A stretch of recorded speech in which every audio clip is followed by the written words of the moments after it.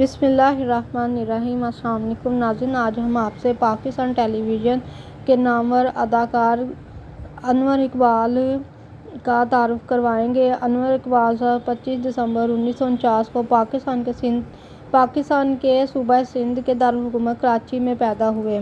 انور اقبال صاحب پاکستان کے معروف اداکار اور ہدایت کار تھے۔ انہوں نے اردو اور سندھی کے کئی ڈراموں میں اداکاری کی۔ انور اقبال کو سب سے زیادہ شہرت ڈرامہ شمع سے ملی، جس میں انہوں نے مرکزی کردار ادا کیا تھا۔ انور اقبال نے نسیم حجازی، بانو قدسیہ اور فاطمہ ثریا بجیا کے لکھے متعدد مقبول ڈراموں میں مرکزی کردار ادا کیا۔ انور اقبال صاحب نے جامعہ کراچی سے ماسٹرز کی ڈگری مکمل کرنے کے بعد 1976 میں پروڈکشن سے اپنے کیریئر کا آغاز کیا۔ بلوچی زبان کی پہلی فلم حمل و ماء گنج بنانے کا کریڈٹ بھی انہی کے نام ہے۔ اس فلم کو پروڈیوس بھی انور اقبال نے کیا تھا، جبکہ اس میں بطور ہیرو بھی خود ہی آئے تھے۔ اس فلم کی کہانی نامور شاعر سید ظہور شاہ ہاشمی نے لکھی تھی، جبکہ فلم کی دیگر کاسٹ میں انیتا گل، نادر شاہ، عادل AR بلوچ، نور محمد لاشاری شامل تھے۔ اس فلم کے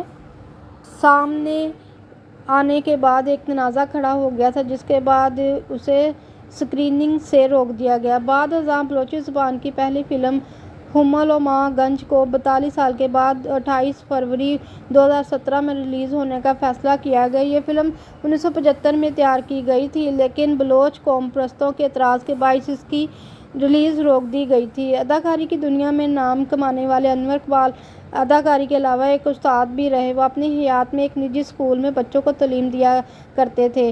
ڈرامہ سلی اور شمع میں اداکاری کے جوہر دکھا کر شہرت کی بلندیوں پر پہنچنے والے انور اقبال بلوچ نے بے شمار اردو اور سندھی ڈراموں میں کام کیا۔ انور اقبال صاحب 71 برس کی عمر میں یکم جولائی 2021 کو بوجہ کینسر کراچی میں انتقال کر گئے۔ وہیں میوہ شاہ قبرستان میں سپرد خاک کیا گیا۔ انا للہ و انا الیہ راجعون۔